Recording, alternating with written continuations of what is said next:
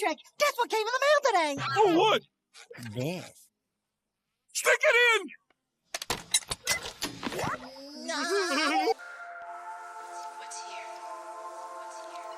Hello, ladies and gentlemen. Welcome to the M&K Productions podcast. We are back here today with an exclusive special episode today. Of course, I'm joined by my co-host, Mac. Hello. And this is not a traditional episode because, first of all, we have a professional, talented actor who's got a hat in so many trades. I am so fascinated by him. I got to interview him once for Scribe magazine, and he is just extremely talented. Let me introduce you all to the one and only Brendan Bradley. Hi, friends. Hello. Thank you for taking the time out of your busy schedule to speak with us. One thing I really wanted you to come on to the show for was because you were part of the SAG strike. You were a strike captain who worked on was focused on the Paramount route, correct? That is correct. We basically, SAG did not have a captain system going into this labor action, so we tried to mirror the WGA's existing captain system. So we had WGA strike captains nominate actors that had been part of the WGA strike as sympathetic strikers that knew the basic mechanics of it. So there were about 100 of us the first week that got nominated and assigned to lots. I had not been going to the Paramount lot. I lived nowhere near the Paramount lot, but I was assigned there. I thought I'd do it for a week and then asked to transfer, and then I fell in love with the community there. And then we trained up other gate captains and strike captains to basically be a part of this movement, to be able to have the coverage on all the gates and all the strike locations.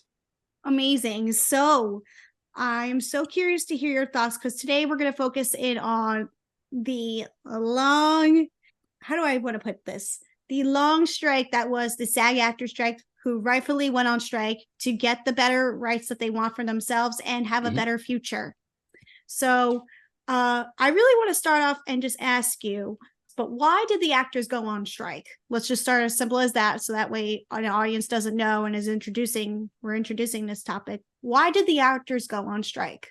Sure. So every 3 years, the acting contract with all the major studios and networks expires. So we have a regularly scheduled 3-year negotiation window to basically meet with their legal body, which is the AMPTP that negotiates on behalf of all the studios and networks. So there's a regularly scheduled negotiation every 3 years to sit down and negotiate this contract for better wages and working conditions. Very boring, normal labor stuff in every industry.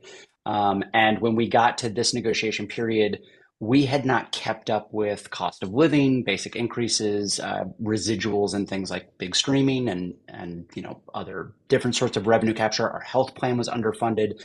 There are a lot of cans we had kicked over the last decade because we are actually very strike averse. We have not taken a labor action in 40 years on this contract.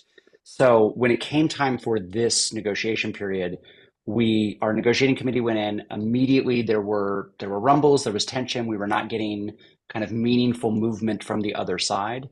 We actually made a 2-week extension to our contract to try to see if we could find middle ground. To my understanding, I was not in the room, but to my understanding, in that 2-week period, nothing occurred. They did not respond to anything. They did not come to the table, meet us anywhere on that contract. And so they authorized a strike for our members to basically enforce a work stoppage that would then force them to negotiate in good faith with us. Their decision when we authorized that strike was to walk away from the table. They also did this with the Writers Guild simultaneously. Yes. And so both the Writers Guild and the actors were on strike. A historic double strike, hasn't happened since the 1960s, through the summer. And it took literally 90 days of the writers' strike for them to return to the table at all and meet with the writers. It took 90 days of the actors' strike for them to return to the table at all and meet with the actors. Which I find very fascinating, because scripts are constantly being produced and written, but I know nothing was being, filmed by a bigger studio unless it was maybe an A24 who worked on some films in between. Was it difficult to get the studio's attention as an actor to say, hey, I'm important, can you hear us all out? Was it difficult to get that? Well, I think that the data that we have is that it took 90 days for them to even meet at the table. So I think Yeah. they were taking the position that they didn't need us, that they could wait us out. We were taking the position that you can't make these movies, or I think, honestly, more importantly, promote these movies without us. Because the problem with all entertainment product in general is, when the auto workers go on strike, the the manufacturing line stops. They stop Yep. making cars. And you immediately know that that pipeline disintegrates very quickly. It falls apart. With entertainment, we're already on it takes years to make a movie or to Mhm. make a video game. And TV shows are on, a very long cycle as well, several months. So the Right. decisions that we're making of stopping work, the consumer's still watching Netflix. They're still watching TV. There's still product in the pipeline. So it takes a while for people to really feel the effect of that strike. And I think that the most successful mechanism we had was that when it came to promoting movies, award shows, things like that, suddenly they felt that they could no longer have actors promoting and marketing the product, which is really what cost them at the box office, and as well as Yeah. made them decide to move things like the Emmys and other The award Emmys, yeah. shows until the new year. It was interesting that I really want to say when the strike came into effect, because we had one of the biggest summer events, and that was Barbenheimer.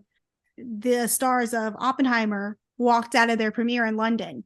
How did it feel getting that acknowledgement that these other actors who are like in the Paramount movies, they're in the Universal? How did it feel getting that support, knowing they walked away from like a big premiere from that and they stood in solidarity with you and your fellow president, Fran Drescher?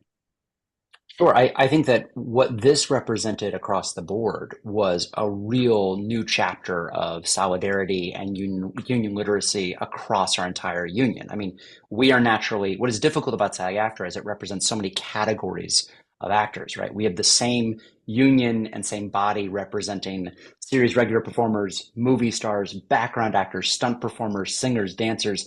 It's hard to build community within that because those are different tracks with different needs. Sometimes when you're negotiating for the rights of the background actors, you might be compromising some of the rights of a series regular performer, and that can inherently breed or reinforce the competition that already exists in this industry of only one person gets the job.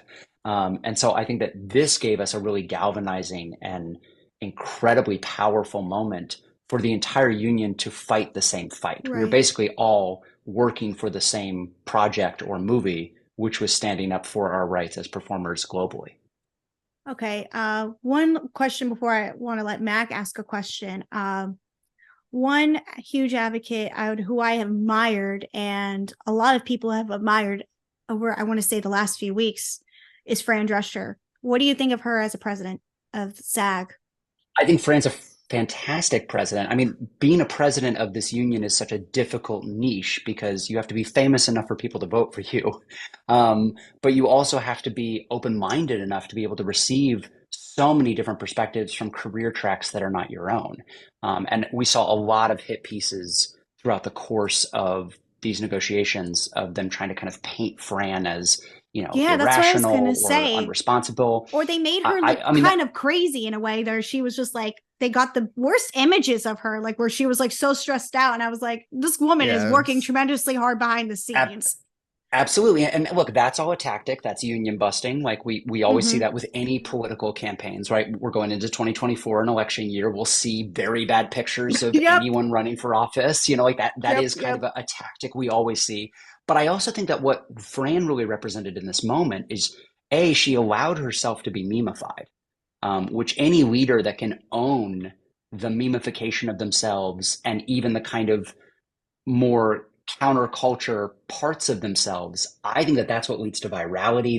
That's what leads to like social media movements, grassroots movements. So I think that was incredibly successful for her to really allow and capture that. But I also think in the negotiation room, what they were ultimately mad at was she's not a politician. She's not a lawyer. So I like to say in a very loving way, it's like having a raccoon in the negotiation room. Like you just don't know what she's going to do, and then you can't do the same old tactics and nonsense that might work on another lawyer or work on another negotiating or political person. And I think that was a secret weapon that we had in that room. Definitely, I agree to that. I have more questions, but I feel like I'm taking over. Mac, do you want to ask anything? Yeah, the raccoon analogy, I actually like that. It's like She's like her something own that, little Rocket the yes. Raccoon. I was gonna say, Exactly. I was gonna say that, you mentioned that this is the first time that the writers and the actors guild have gone on strike concurrently and for the first time in 40 years. Do you feel like that this strike was very impactful on the, I'd say, like the effects going forward for the next 3 years until the next negotiation going around? Because obviously a lot of studios, they did lose a lot of money and everything. So will this strike, do you think this will have them open their eyes a bit, be more open in negotiations? Like this lead to more changes along the way, do you think? I mean, I think it should. I think we have to look at the exact changes. So in the 1960s, for example, what they fought for was the existence of healthcare and pension, Mhm. and residuals at all. So the Mhm. fact that I, as an actor, have had healthcare and have had residuals is all due to the fact that in the 1960s, writers and actors were able to stand in solidarity. And I hope that the initial language changes that we got in this contract are the beginning of what results in a future-proof career for actors decades from now that I never meet. But there is also the activation of, there's a lot of people who have not felt like there was a way for them to serve the union, or that the union was just very political, or it was kind of like a bunch of old stodgy people that were kind of in charge all the time. And Right. this has really energized a whole group of new people that know that they can fight for what they believe in, that they have a voice in their union, that they have a presence in their union. The captain system, we're hoping, will become this new way of serving that isn't election based or political based. It's just people who want to show up and actually act on something in real time. But we also have all these picketers that realize that they could show up for a day, a week, a couple hours and make meaningful change. And I think that that will carry over for decades to come, having that sense of ownership over the union. Mhm. Hmm. Hmm. And then that's another thing too. Like you walked the Paramount lot. Like you were a picketer in the Paramount lot. You got to walk that lot. How did it feel to be one of the people like spearheading this change as a captain, like just being in the front lines during the strike? I mean, it was a magical experience. Paramount, we affectionately called Party Mount. Party So we tried to Mount. really keep a very positive energy, because we realized that the more fun we had, the more frustrating it was to the employers, Right. because they were kind of relying on breaking us down, on breaking solidarity, on us becoming demoralized and giving up. And when we found that we could basically go to set every day, um, and be with our community, that became much more enjoyable than being alone Yeah. at home out of work. There were 5 different gates at Paramount that we had to serve, and they all had very different energies and personalities. So we had what we called the podcast gate over at Lemon Grove, which was just people put in little headphones and just walked across this quiet, small little area. We had a Gower gate that had shades, so if kids or some of our more senior members, people who need to get out of the direct sunlight, could go there. We had our main, what we call the paparazzi gate, which was right out front, where it's like where all the heavy action was happening, and there was a lot of drive-on traffic and a lot of news cameras, and usually that's where the celebrities like to walk. And then we had a gate had a grass area for people who had dogs that wanted to like have a space for their dogs to be. And we had another gate that was a little bit more to the side, but still very iconic, that we would do like themed pickets.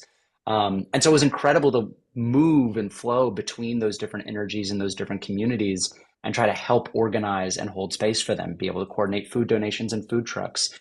We sent out a nightly call sheet for our volunteers that literally listed who was serving each gate as if they were coming to a film set every day. That's So we tried to amazing. really That's capture and nice. preserve that energy, to be able to keep the momentum going for 118 days. It's Wow. I love the passion that every single actor, like, and especially a captain like you, brought to the energy or whatever they were going to that day. Because I saw so much from your page on Instagram.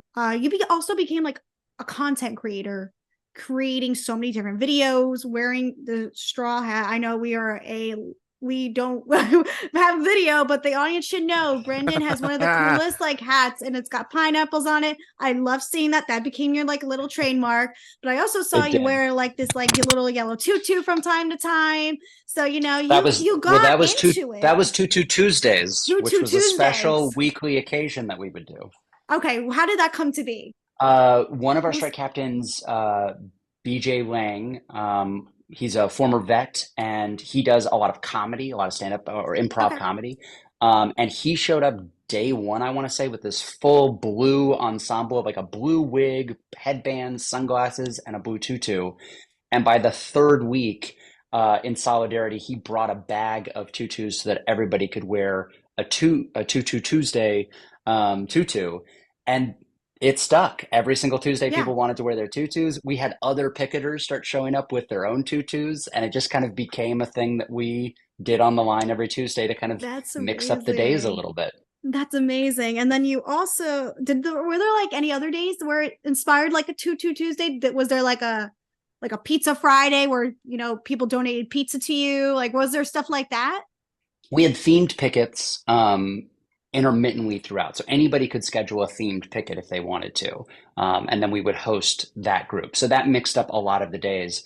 Typically on Thursdays was karaoke. So we had a karaoke group that would pull up in a van and set up karaoke. And so people could sign up and do karaoke as they walked. And then generally on Fridays, we always had kind of a self-assigned like lot captain and cheer captain for the day. And at the end of every single picket, we would have the lot captain and the cheer captain give information that was necessary for the next day's picket and then lead everybody in a cheer. And on Fridays, what we would do is actually just line up all of our strike captains and let everybody do one cheer. So that way we could go into the weekend having done like a big rally. What was your favorite cheer? Oh man, there's so many. I think off the top of my head, there's one that is we are sexy, we are funny, all these networks owe us money. That's a good one. Pretty good. Pretty good. Okay, now going into the shade, because I know since you just we were talking shade. One of the big things that we talked about on the podcast was that there was an incident that occurred on the NBC Universal is that they trimmed the trees outside the studio where the SAG actors were picketing. Did any studios try to cause you unintentional harm, but like causing fear where you were gonna like maybe get dehydrated and walk away, or like was there something like on the lines of that you might have experienced? I mean, I can't assign intent to anybody. No. But I was at Paramount the entire time because that was where I was told to kind of be a head volunteer. Paramount was very unique in the sense that we have a lot of drive-on traffic. And so we had a number of traffic incidents that got pretty scary and pretty dangerous. I actually ended up wearing a body cam every single day that I was there that I could clip out LAPD reports pretty much twice a week. There was some incident that I would have to clip out and elevate to a legal level. We had 2 of our captains get hit by cars. I was just going to ask that. Oh my God. I was clipped early on at one point, which is what made me start wearing the body cam. No one got like incredibly hurt, like no one was hospitalized, which is great. But you know, it was scary. I won't assign any of that personally to Paramount because I think that there's a lot of oncoming traffic that's part of the just normal course of doing business, deliveries, things like that. And a lot of those people, I think, got there, weren't paying attention, saw they couldn't get into the like place that they had to like deliver something or do a job, freaked out a little bit and just stopped becoming a human. Like their brain just melted down and they just hit the gas.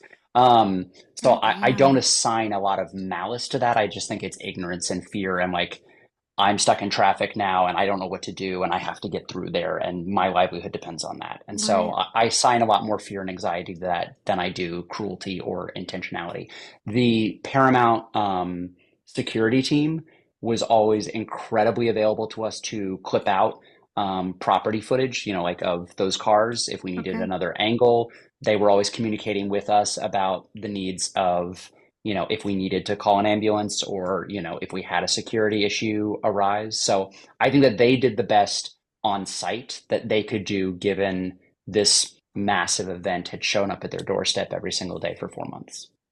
So at least I want to say at least they were compassionate then. If something did happen, they could be liable legally, but so I guess that's one thing, but for not providing footage, but at least they showed some, what's the word? I don't want to say kindness, but they at least they were I think kindness is a perfectly fair word. At the end of the day, the position I took, especially in all my videos, is I said that I think we have a lot more in common with our peers on the other side of these gates. Because okay. at the end of the day, the people working inside of Paramount were not the lawyers in a conference room not meeting with our negotiating committee and not Right. giving us fair working and wages and working conditions. So they are our partners and our peers and our collaborators that we're all going back to work with right now. When I drive onto the Paramount lot, I will be talking to those security individuals. When I go into those auditions or those offices or those studios, I will be interfacing with those basic employees and janitorial staff that work at that lot. And they're not the enemy. We are all in this together. So what I want to ask you next, now that the strike is over, what is next and what were the resolutions that came about? Sure. We got a lot of updates to this contract. I know from being a union complainer for 17 years, I've always had a lot of opinions about what we didn't get in a negotiation.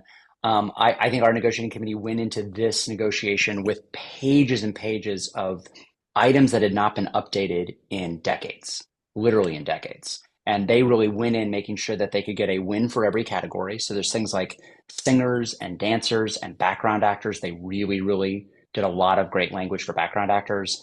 And our stunt coordinators who have been left behind a lot.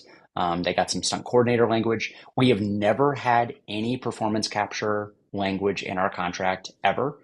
So when you see someone on a TV show or a movie doing performance capture, that is uncovered work. There are no rules or guidelines for that work. That's just an extra thing they're deciding to have that person do as part of their TV and theatrical agreement. Okay. And so we actually have some early language. It isn't comprehensive, but it's the beginning of having a subclause to cover that work. But the big ticket items, of course, were increasing wages to keep up with inflation, which we're on the path to doing, which is great. Some sort of secondary payment system when it comes to big streaming. We usually call that a residual. The studios will not call that a residual, so they created a bonus system based off of the highest performing content on the platform. So that's the compromise that got made there of you won't call it a residual, but we need to have a residual. So let's call it a bonus payment and let's figure out the metric for calculating that. Okay. And then artificial intelligence was the big ticket item, and it caused the most controversy, not only through negotiations, but through the ratification process, and will remain a very hot button issue, I think, going into the future. And I think that just comes down to the fact that this technology is very scary and unknown, especially because the culture behind this technology seems to be very predatory and very toxic. Not even in acting. There's a lot of industries already that are claiming they can scrape the entire internet, put that into a learning model, and then that just becomes uncopyrighted, available material for anybody to use. And that's not founded in federal copyright law. So I don't know why that would be founded in a tech company's mission statement. Yep. But I think that these are things we'll just be fighting at a federal and global level in every industry moving forward. But at least we have some beginning of a conversation and core protections to be able to start enforcing when they go outside of those. Yeah. Go ahead, Mac. Go ahead. I was going to say with the AI thing, that was a big thing I read about being a very big issue with the negotiations. Do you feel that a lot of the company studios, like I'll give an example, like the Flash movie, when they had George Reeves AI for the Superman movie, do you feel like in that case it'd be like, hey, we'll use this likeness of somebody, we'll get the permission for the state, we'll do it like that, instead of being like, hey, you came in for one day of shooting, we're going to put you in the background role, we're not going to tell you about it in residuals? Do you feel like that could be an issue going forward when it comes to these types of problems, when it comes to the guilds from writer and the actors? Well, something that I wandered into, especially during the ratification process, is look, if we all want to sit around and pitch concepts for an episode of Black Mirror, we can do that. Like, there's a lot of ideas of how this all might be abused. And every contract we've been around for 90 years. Right. Producers have always been pushing the boundaries of what is fair and reasonable within our contracts since we've had a union. That is ultimately their job, is to find the gray area, to push those boundaries, to try to cut costs as much as possible. That's what a producer's job effectively is. Our union's job is to, on the other side of that, push back against those, find enforcement language, be able to hold them accountable when they violate that language, and make sure their actors are protected and paid. So I do believe that we will see a variety of very creative applications of this technology that are not to the spirit and the intention of this agreement. And that's what arbitration is for, that's what enforcement is for, and that's what claims are for. And I'll use a completely separate example that has less kind of science fiction nuance to it. I was horrified through this entire strike process to meet with so many of my actor friends who were telling me about violations that they had had to very boring elements of their contract. Like, for example, they auditioned for a guest star, which is a certain rate, but when their agent went to negotiate, they said, well, it's actually going to be a co-star rate, take it or leave it. We'll move on to somebody else if you won't take it. And I'm going, well, that's a California state labor dispute. You can't list a job with a certain salary and then walk that back. Like that's against the law. So in some ways, you not filing that claim and then being able to show up with a stack of 500 claims where X company had violated that provision of not just our contract, but local labor law defeats our ability to enforce the language that does exist, the protections that do exist. And so when it comes to artificial intelligence, what it's going to come down to is really following the letter of the rules that have been laid out, and then being aware of the places where we lose those fights, where we go, oh, that was a very sneaky gray area. And when we come back in 2.5 years, we're going to renegotiate that. I think what this even rings an alarm for, especially since actors like you, there was like a high profile case where we just saw Scarlett Johansson's likeness and she's suing now.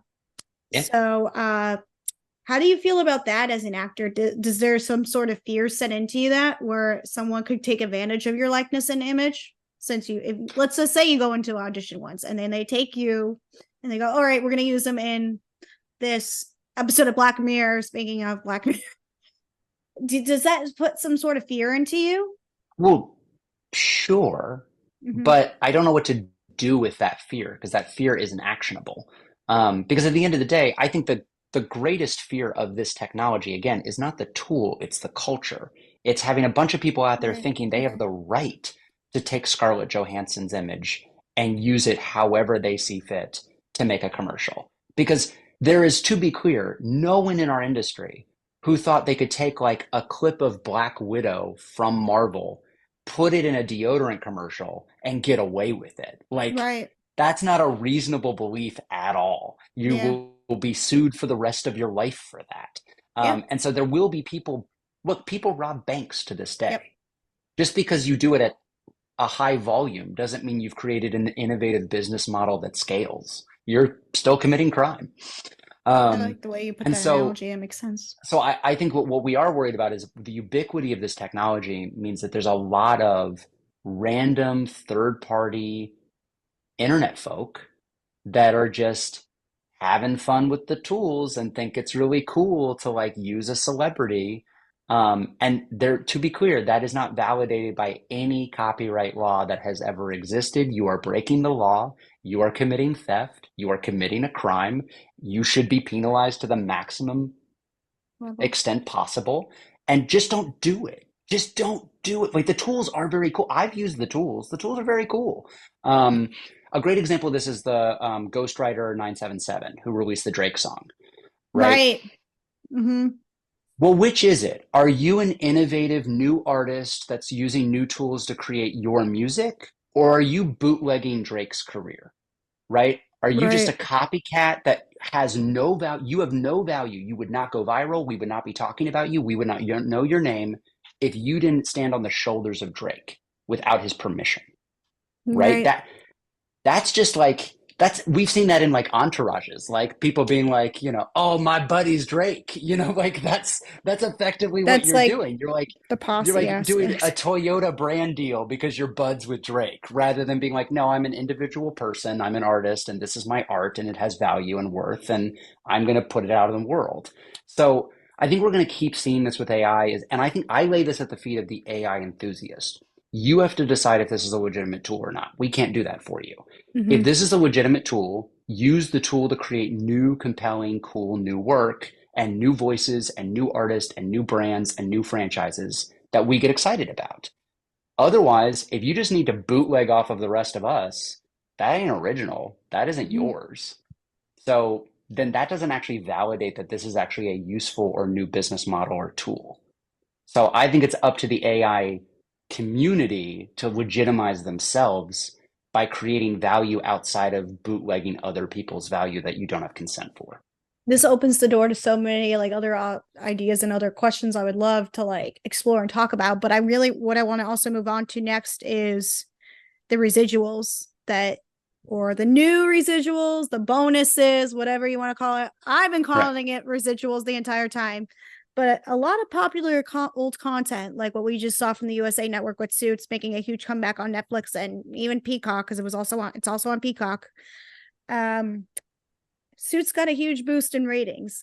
Now, like you could probably answer this because I was thinking about this.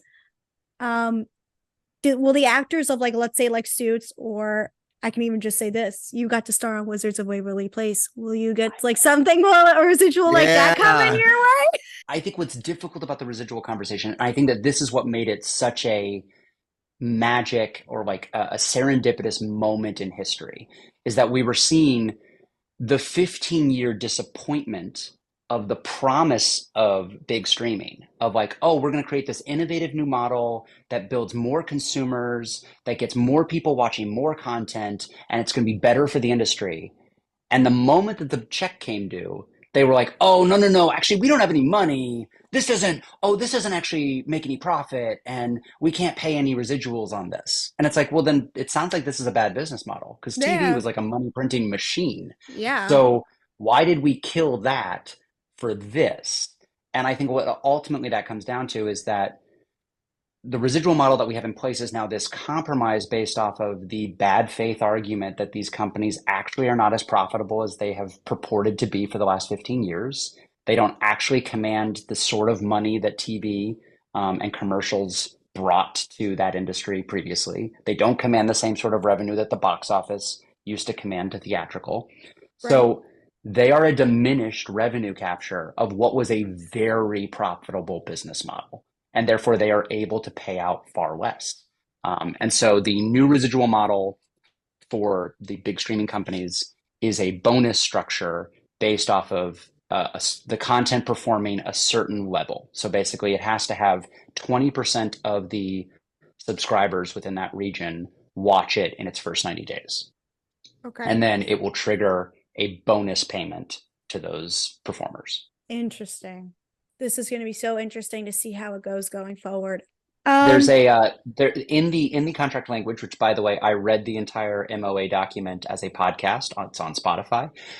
There is a table of year 1, year 2, year 3, year 4, year 5 for the percentage and how you kind of calculate that metric moving forward. Very interesting.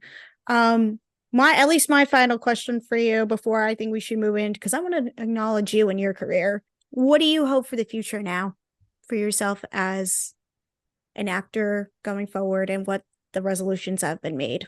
I mean, as an actor, I hope to get back to work. It's my favorite place in the world to be, is on set. I love telling stories. I'm excited about 2 films that'll come out in the festival circuit next year. One is called The DeLonge Brothers. Imagine if Tarantino wrote a musical. That's kind of the vibe. So I sing and I do car chases and shoot guns. It's fantastic. Oh my God, that's amazing. And the other is called Succubus, which is a real odd, quirky horror film that kind of starts off a bit like Searching, where it's all in screen and in world cameras. And then when I get sucked inside the device, it actually moves to full cinematic, and it feels very Kubrick-y in the way that it's been shot. It's very stylized and very cool. So those will come out next year, but also I'm just looking for my next job to get back to work. I think from what I hope to do career union wise is that like this has activated me into a new level of service. I've been a part of the new technology committee for many, many years, but obviously that's going to be an important voice in monitoring and researching how AI is used. So I hope to be in a leadership position there to be able to assign work groups that can really work around the clock on finding the best language and practices and enforcement to really keep an eye on all these different applications, whether it's streaming or whether it's tracking of digital replicas or whether it's applications of AI and VFX. And so I'm excited to be kind of more a part of my union than I ever have been before and preserve this community that we've built. Well, you built history going off of that, going on long as the treacherous road that you went, and you got your resolutions. You did everything that you could. And as fans of Cinephiles, we are so proud of what you and everybody had achieved in the film community. We applaud you. So well, we couldn't do it without Cinephiles. In fact, I think the biggest thing in all of this is what we knew was that we never wanted to hurt the consumer, but at any point in time, we could have asked for a boycott of a specific partner that was being disagreeable, or to have not gone to the box office. And we really did feel the sense of the community, that you all would have our backs, which was incredible. But also things like Barbieheimer being a record-breaking box office event really demonstrated the value that people love movies. People love TV, and we love movies and we love TV. So it gave us the biggest weapon against a handful of CEOs and lawyers who don't really care what industry they're in. They just want to make money, for us to go, no, we love this stuff at a non-monetary level, and it makes a lot of money, and the fans love it at a non-monetary level, and they're willing to pay a lot of money. Exactly. So you better be good to both the consumer and the creators here. Be good to both ends. That's all we got to say. So congratulations. And it was so great following your content. And I also want to acknowledge that you also starred in a film that came out during the strike, and it was called The Plus One. Yes, and I wrote it. You did? I did. I co-wrote it with Austin Highsmith Garces. Yeah. Okay, now I have questions. How'd you get people like that in your cast? First of all, that's huge and amazing. So it is the first screenplay of mine that I didn't produce, that I didn't, we legitimately optioned this screenplay, sold a screenplay. And we did it many, many years ago. It got kind of derailed by COVID for a little while, and then it got picked up again, and it had many lives along the way. But this last iteration, the incredible team at Almost Never Films and Save On Pictures came on board, and they attached people like Ashanti and her team with Demetrius and Stefan. We attached Cedric the Entertainer. And Jonathan Bennett. We had Jonathan Bennett. We had Wesley Was Good. And you were in it. DJ Britt and Austin and I were in it. So Austin is my wife in it. So the two of us negotiated that we could play these two little side characters that we'd pretty much written in there as can we just be on set having a good time, please? Thank you so much. So we got to be this grumpy couple that was on the destination wedding vacation with the rest of them. I can't wait to watch it because I just found out about this movie through my job, which we'll have to talk about later when we're not recording about this, but yeah, that's amazing though. Was it? And then this is going back to SAG. Did it suck not being able to promote it? Oh, it was devastating. Of course, right? And I went, by myself to a movie theater, with my partner, and we watched it, and the only two people in the theater on a weird random Wednesday, because we couldn't share and promote it. I made a little video of me in the movie theater watching it that I knew I could post when the strike ended, and it's first thing I posted as soon as the strike was over. But it meant that the first movie that I wrote that was in theaters, I couldn't promote until after it was out of theaters, and now it's just like any other thing I've ever made. It's just streaming wherever you watch streaming stuff. Speaking of streaming stuff, I told you when I got to interview for Scribe Magazine, I watched your film Non-Transferable.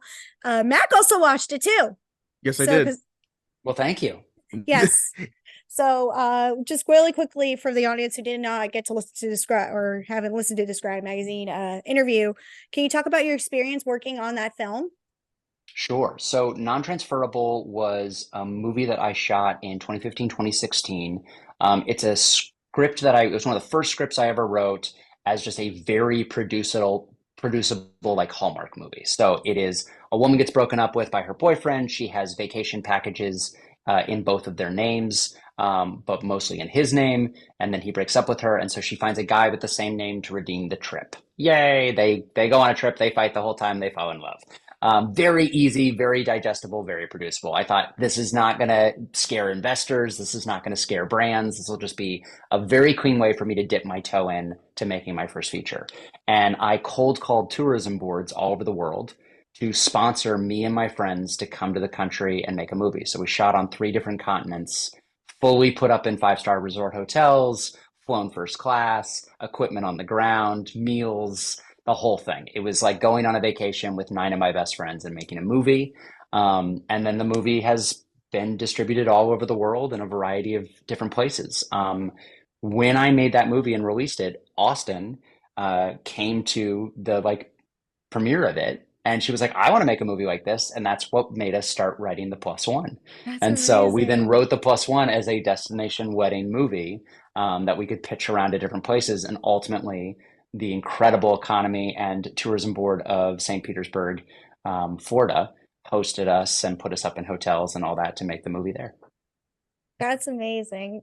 Because Mac, you said you thought it was shot on all one location. When we were Yeah, having this. it looks really good because like I am a Hallmark movie just I'm in it. Like I just love the Hallmark movies, all of it. And like I just thought like, wow, this film looks really, it looks like it was shot on location, because some of the shots I'm like, whoa, it actually looks like that was on location. So I thought it was made it like it added to the atmosphere of it, and I was getting really into it. Yeah. We both There's loved one it, shot. so We're in front of the Library of Celsus, which is this like Greek ruins.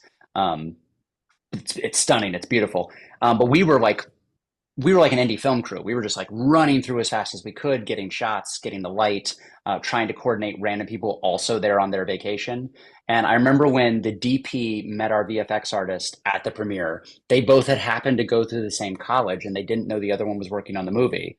And the DP turned to him and he was like, wait, that shot at the Library of Celsus, we didn't shoot a plate shot.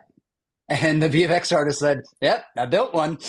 And he had gone through and found a frame when there wasn't an extra in every, or like a random bogey in every single part of the shot, and stitched it together to make a single empty frame of this iconic landmark in Turkey, so that we could have that in the background instead of a bunch of random people that we're constantly moving through. that's amazing. That's amazing. That's something you didn't talk about, but I love knowing that now. One other thing I want to talk to you about really quickly. But you also worked in VR, virtual reality stuff. I mean, I could talk I about still that now do. because you still work on it now. My husband is actually probably playing with his Meta Quest right now, probably doing something. Shout out to the Meta Quest.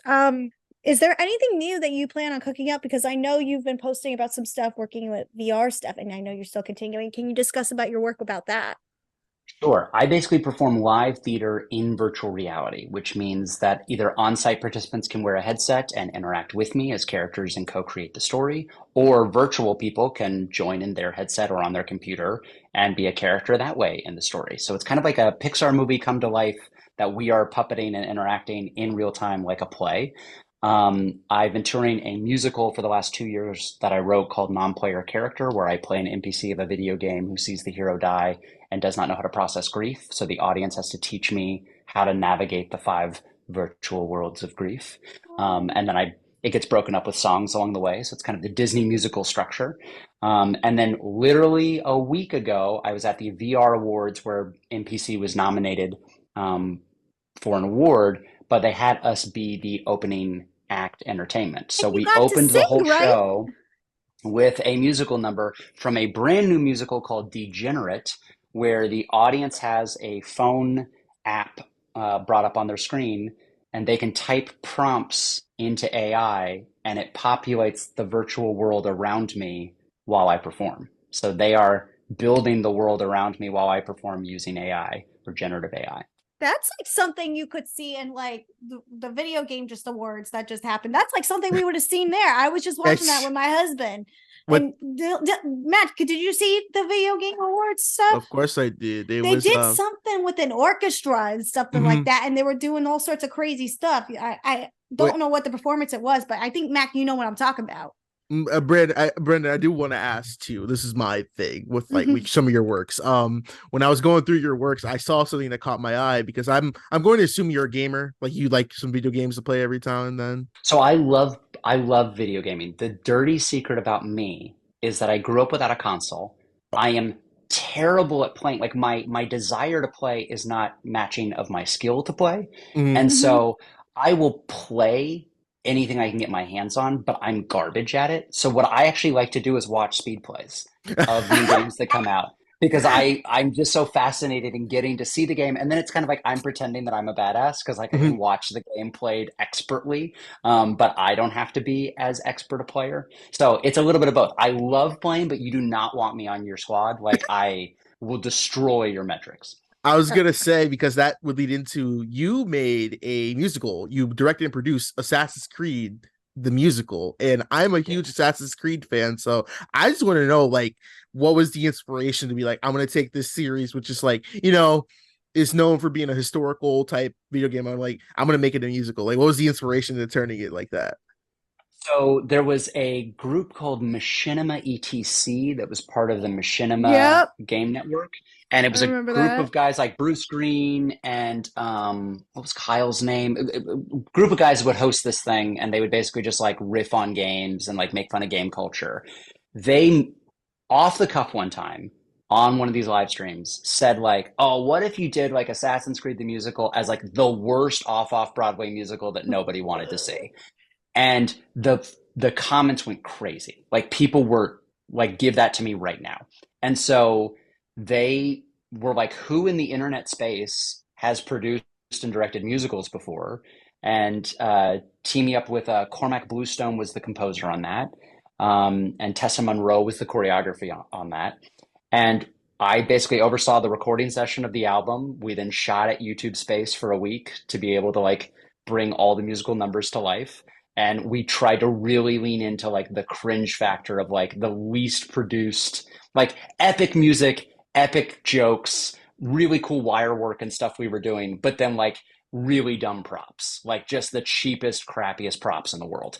And Hell like a light yeah. would fall down at one point, or like the hay would just fall like confetti, like very lamely. Um, and so we released that on Machinima. It did very, very well. When Machinima shuttered, Rooster Teeth bought 5 pieces of content from Machinima in its like going out of business sale.